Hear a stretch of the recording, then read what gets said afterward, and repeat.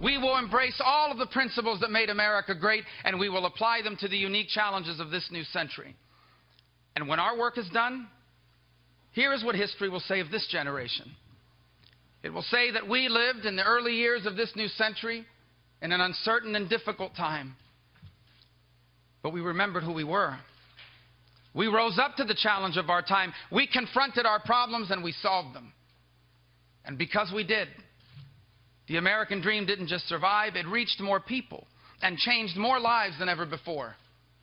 Because we did, our children and our grandchildren grew up to be the freest and the most prosperous Americans that ever lived. Because we did what needed to be done. The 21st century wasn't just as good as the 20th century. It was better. It was a new American century.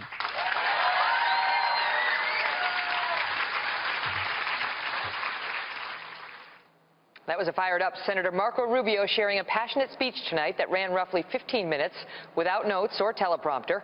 Maybe there were notes. There was definitely not a teleprompter, as he celebrated a much stronger than expected showing here in Iowa. Alex Conant is the communications director for Senator Rubio's presidential campaign. He joins me now. Alex, congratulations on your better than expected finish. How do you think you did it?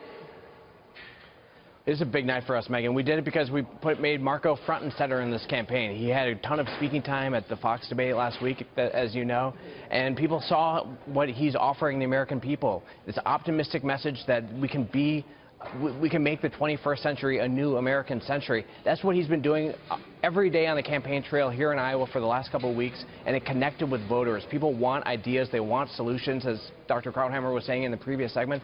They know that we have challenges, but they want solutions. That's what Marco is offering in this campaign, and voters responded in a tremendous way here in Iowa over the last few days. What do you make of the fact that, looking at the exit polls, or the entrance polls, as we call them in the caucuses, the voters who decided over the last few days they broke for Marco Rubio. He got 29%. Ted Cruz got 24%. Donald Trump got 14%. Nobody else put any meaningful points on the board. How did he do that? What happened over the last 3 days? We just put Marco up front and center. He worked really hard the last couple of days trying to meet as many voters as he could and talk to them about his ideas for the future. We also had a fantastic ground game here on the ground, made hundreds of thousands of voter contacts in recent weeks. We knew who our voters were. We turned them out. We've got the same operation in New Hampshire, South Carolina, and beyond. We're the only state, Megan, we're the only campaign, Megan, that is organized in all 50 states around the country. We don't expect that this is going to end anytime soon. We're ready for the long haul. We're really excited coming out of Iowa with a lot of momentum. What do you expect is going to happen in New Hampshire? Because Trump is up, I mean, by the latest poll, I think it was 28 points over his next nearest competitor there. Well, as Dr. Krauthammer said, it's a three-person race now.